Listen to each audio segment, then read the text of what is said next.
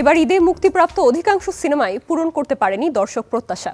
একইভাবে হতাশা দেখা গেছে হল সংশ্লিষ্টদের মাঝেও। তাই হল বিমুখ দর্শকদের আবারও প্রেক্ষাগৃহমুখী করতে বিশেষ উদ্যোগ নিয়েছে দেশের বৃহত্তম মাল্টিপ্লেক্স চেইন স্টার সিনেপ্লেক্স।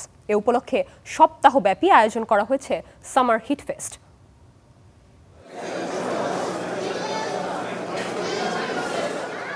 সিনেপ্রেমীদের জন্য এবারের ঈদ ছিল হতাশায় ভরা।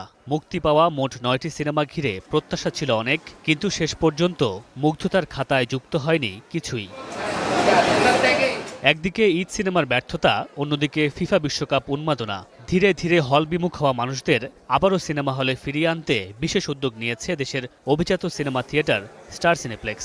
আগামী 19 থেকে 25 জুন পর্যন্ত প্রতিষ্ঠানটি আয়োজন করেছে সামার হিট ফেস্ট, যেখানে দর্শকরা বড় পর্দায় উপভোগ করতে পারবেন সাম্প্রতিক সময়ের বহুল আলোচিত ও দর্শকপ্রিয় 4টি বাংলা সিনেমা। তালিকায় আছে মেহেদী হাসান হৃদয় পরিচালিত শাকিব খান ও ইথিকা পালের বরবাদ, রায়হান রাফি পরিচালিত শাকিব খান, সাবিলা নূর ও জয়া হাসানের তাণ্ডব। তাণ্ডব ও বরবাদ মুক্তির পর দর্শক মহলে ব্যাপক জনপ্রিয়তা অর্জন করেছে। বিশেষ করে বরবাদ দেশের চলচ্চিত্র ইতিহাসে সর্বোচ্চ আয় করা সিনেমার রেকর্ড করে।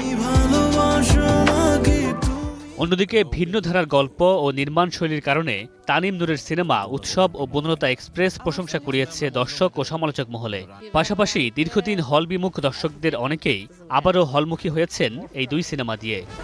এতক্ষণ তো স্টার সিনেপ্লেক্স কর্তৃপক্ষের প্রত্যাশা, পুরনো জনপ্রিয় সিনেমাগুলোকে আবারও বড় পর্দায় দেখার সুযোগ পেয়ে হলমুখী হবেন দর্শক।